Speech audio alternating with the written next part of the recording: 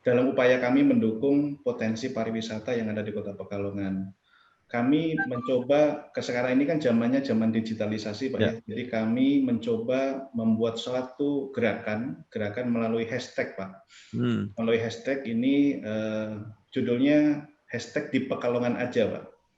Pemerintah pusat itu memiliki di Indonesia saja, kami di Pekalongan memiliki hashtag di Pekalongan aja. Saat itu kami launching slogan atau tagar itu, kami mengundang Kepala Dinas Pariwisata Kota Pekalongan, Pak. Harapan kami saat itu hashtag tersebut bisa digunakan oleh seluruh pelaku pariwisata yang ada di Kota Pekalongan. Jadi kami yang menginisiasi, kemudian kami serahkan hashtag itu kepada Dinas Pariwisata terkait, agar ini menjadi momentum agar hashtag ini bisa digunakan oleh pelaku UKM, UMKM, dan rumah makan, misalnya restoran ataupun hotel yang ada di wilayah Kota Pekalongan.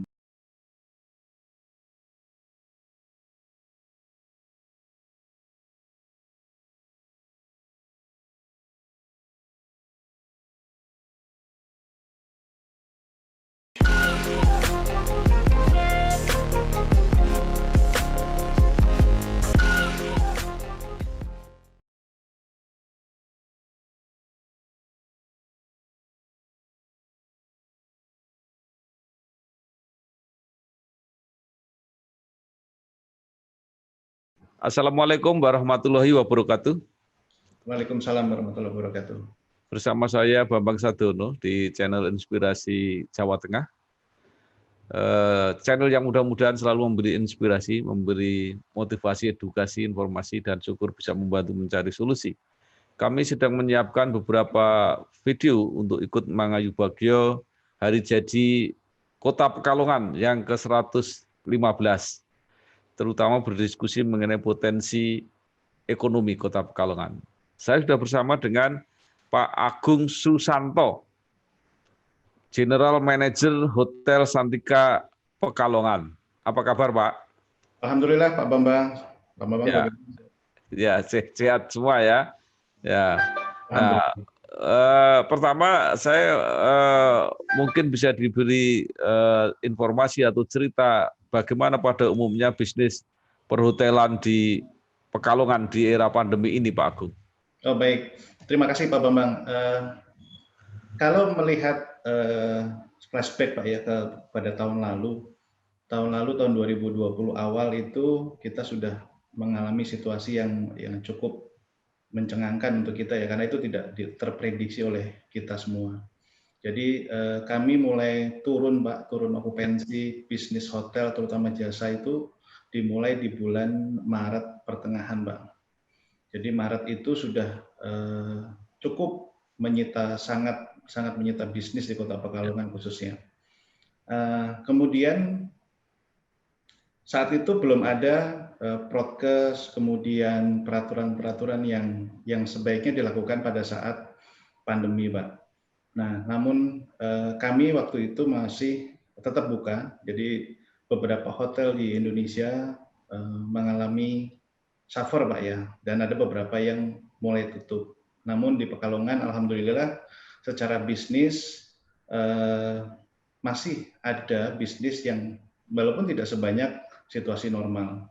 Dan ini sebetulnya disokong oleh beberapa daerah, terutama di sekelilingnya Kota Pekalongan sendiri, Pak Bambang. Contohnya ada proyek PLTU yang ada di Batang, itu sangat berpengaruh kepada perekonomian yang ada di Kota Pekalongan sendiri.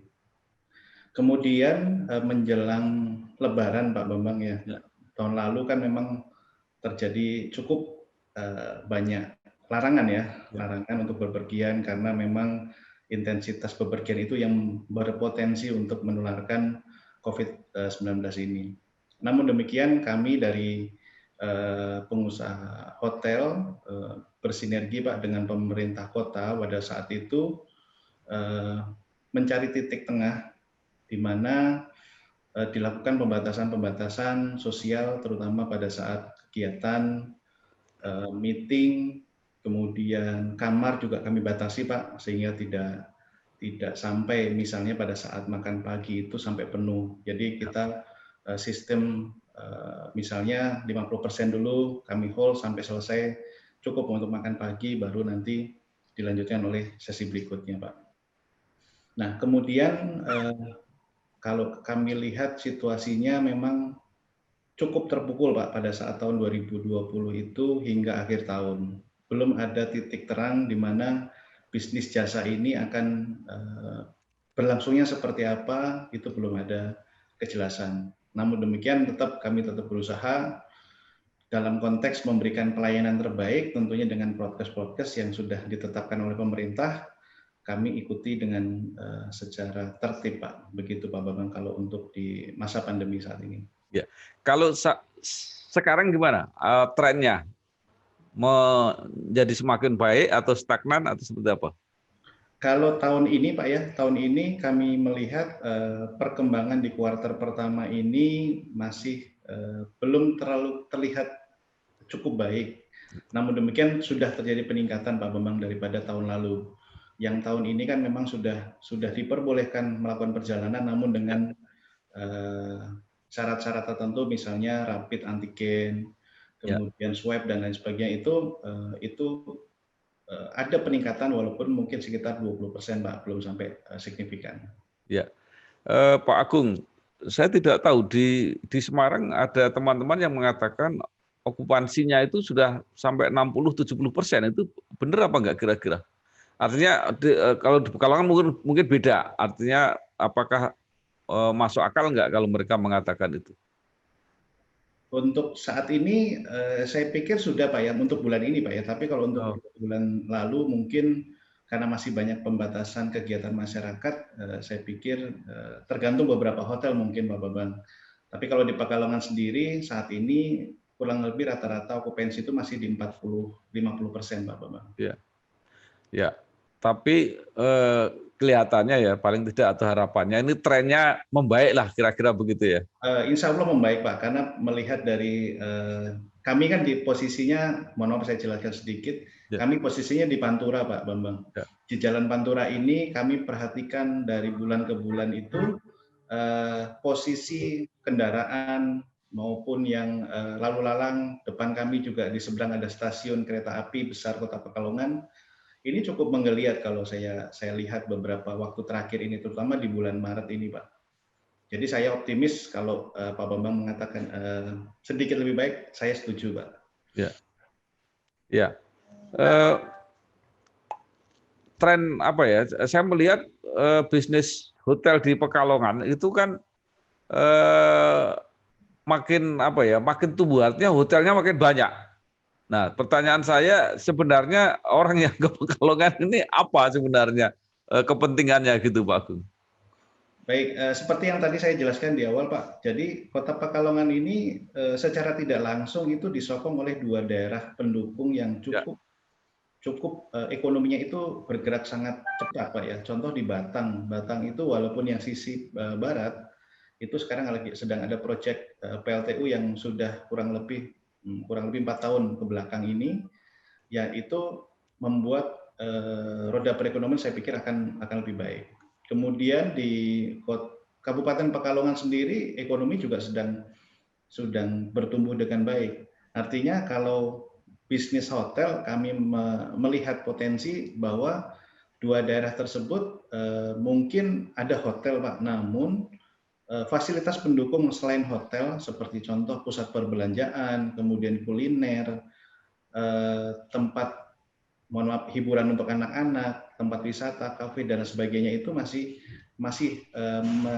mengarahnya ke Kota Pekalongan, Pak Bambang. Jadi saya pikir Kota Pekalongan ini yang tidak langsung didukung oleh daerah-daerah pendukungnya yang di samping kanan kiri ini, Pak, yang membuat Kota Pekalongan yang akhirnya secara PAD pariwisata juga makin tahun makin naik seperti itu, Pak.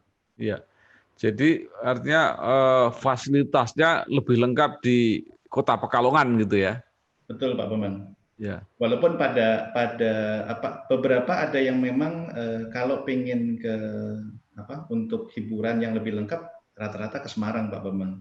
Namun kalau ingin hanya tidak dalam waktu maksimal 1 jam, ya Kota Pekalongan sangat cukup untuk refreshing. Kalau kita sebutnya sekarang ini di hotel bahasanya staycation, Pak.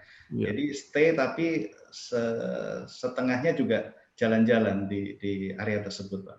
Ya, Pak Agung, itu kalau PLTU saja sudah banyak pengaruhnya kepada bisnis, terutama perhotelan di Kota Pekalongan. Itu kan ke depan Batang akan ada kawasan industri yang jauh lebih besar kira-kira. Betul Pak Bambang, betul. Ya, jadi artinya bahwa harapannya bukan sekedar mulai dari pandemi, tapi kan juga ada dampak dari kegiatan industri itu kira-kira ya. Ya, ini yang kami harapkan progres selama mungkin kalau sekarang mungkin belum terlihat Pak Bambang ya, karena kan sekarang kalau saya lihat sih masih dalam proses peratakan tanah. Ya. Kemudian di KM 379 itu sedang proses pembuatan exit tol, jadi mungkin interchange ya dengan sisi sebelahnya, karena itu kan dua tempat akan dijadikan satu area yang kurang lebih kalau tidak salah secara rencana itu 4.000 hektar Pak ya Pak Bambang, kalau mohon maaf dikoreksi kalau salah. Itu proyek Bappenas kalau tidak salah memang sudah dicanangkan. Saya melihat progresnya selama 3 bulan ke belakang ini memang sangat intens, Pak.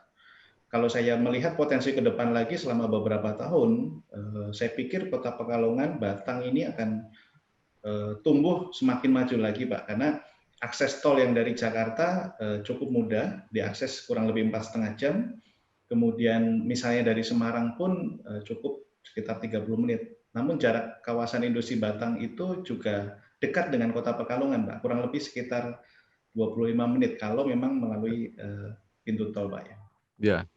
Jadi kira-kira kegiatan bisnis dan wisatanya boleh saja di Batang, Kabupaten Pekalongan, dan Kabupaten Pemalang, tetapi sarana akomodasinya ada di Kota Pekalongan, gitu kira-kira ya. Sementara ini yang cukup kalau dikatakan lengkap di Kota Pekalongan, karena ada bintang 4, ada bintang 3, bintang 2 untuk budget pun sudah ada, Pak. Iya. Cukup ada variasi, Pak. Kalau Santika itu bintang berapa? Kalau di Pekalongan Hotel Santika bintang 3, Pak Bambang. Bintang 3 ya? Betul. Kalau yang bintang 4 apa di Pekalongan? Kalau bintang 4 ada Horizon, ada Oh iya. Betul. Iya, iya. Pak Wali Kota Pekalongan itu mengatakan bahwa Pekalongan punya wisata yang istimewa, mungkin tidak banyak di tempat lain, yaitu di wisata religi. Karena ada 2 Habib yang sangat terkenal, kalau ada kegiatan itu hotel-hotel penuh. Iya. Iya, benar Pak itu ya? Betul Pak. Jadi agak unik kalau saya katakan, saya bukan asli Pekalongan tapi saya coba mendalami, menganalisa Pak. Jadi market di Kota Pekalongan itu ada market yang Kliwonan kalau saya katakan Pak, yang pasti Pak, yang market pasti itu Kliwonan. Jadi setiap Kliwonan itu ada pengajian dimulai dari subuh, pada subuh hingga sekitar jam 7 atau jam 8 pagi Pak. Jadi di situ kalau malam Jumat sudah pasti hotel-hotel di Pekalongan dipastikan penuh, Pak. Bahkan banyak tamu yang tidak mendapatkan kamar pada saat malam Jumat Kliwon tadi. Ada beberapa yang stay-nya di Semarang. Namun ada satu lagi market di Makam Sapuro, Pak. Tadi yang Bapak sampaikan tadi, yang satunya Habib Lutfi, yang satunya Makam Sapuro itu juga sudah cukup lama diminati oleh peziarah yang dari wilayah terutama Pantura bagian utara Pak ya, seperti Pati, Rembang, Demak, Jepara itu kalau saya katakan hampir setiap minggu itu mungkin lebih dari 10 bis setiap hari parkir di kawasan itu Pak. Jadi saya pikir memang wisata religi ini hampir mirip seperti di kota-kota lain Pak, seperti Surabaya, tapi ini lebih banyak lagi Pak ini kalau saya katakan, kan ada dua sumber kegiatan Pak. Ya, kalau dampak tol itu menguntungkan atau merugikan terhadap sarana hotel di Kota Pekalongan? Justru dengan keberadaan tol Trans Jawa ini Pak, ini membuat ekonomi, saya pikir Kota Pekalongan yang dulu saya flashback sedikit, Santika yang okupansi waktu itu masih belum dikatakan cukup baik, hingga akhirnya tol ini membuat semua destinasi di Kota Pekalongan berubah, Pak.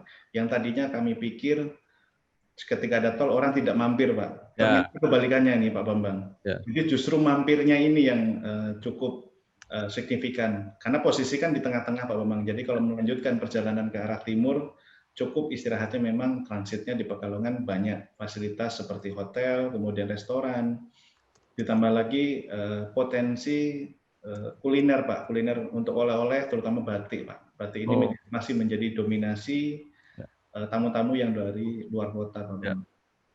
Jadi istirahat di Pekalongan sambil mencari batik itu kira-kira ya? Ya, rata-rata mereka menghabiskan 1 hari, Pak, sampai 2 hari. Ada yang lebih dari 2 hari karena ada yang ingin keliling ke kerajinan batik dan lain sebagainya. Tapi rata-rata sehari, Pak, untuk transit. Cukup naik ketika ada tol tadi, Pak. Jadi Pak Agung optimis bahwa ke depan prospek bisnis perhotelan di Kota Pekalongan akan terus membaik gitu ya kira-kira? Kalau optimis, bukan saja optimis, tapi sangat optimis, Pak.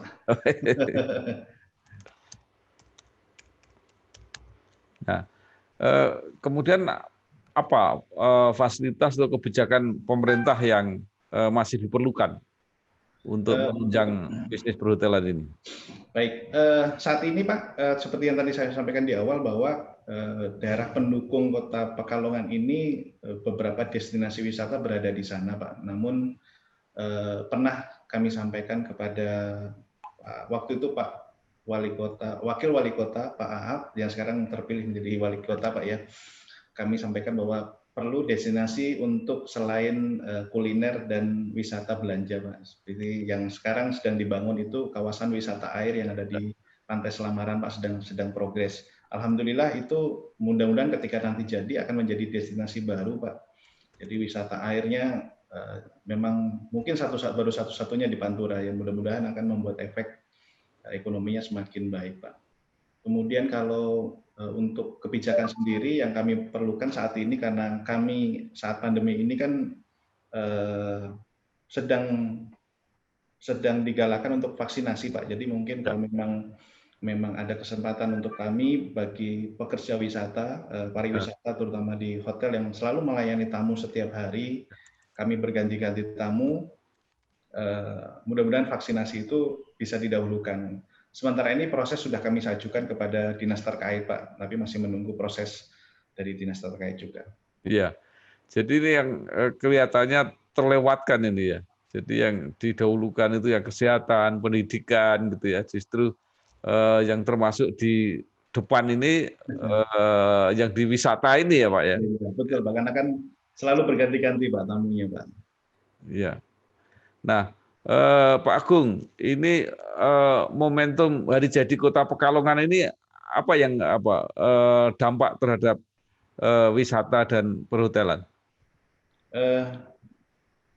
Kebetulan kami ini sedang mencanangkan, Pak. Kalau khusus Santika sendiri kemarin kebetulan bulan Desember lalu kami sudah memulai, Pak. Ya. Dalam upaya kami mendukung potensi pariwisata yang ada di Kota Pekalongan.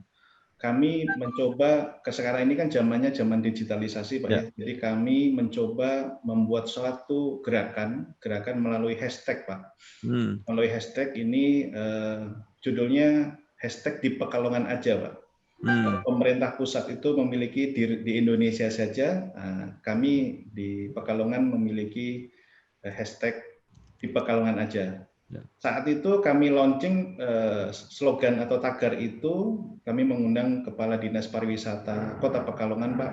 Harapan kami saat itu hashtag tersebut bisa digunakan oleh seluruh pelaku pariwisata yang ada di Kota Pekalongan. Jadi kami yang menginisiasi, kemudian kami serahkan hashtag itu kepada Dinas Pariwisata terkait, agar ini menjadi momentum agar hashtag ini bisa digunakan oleh pelaku UKM, UMKM, dan rumah makan, misalnya restoran ataupun hotel yang ada di wilayah Kota Pekalongan.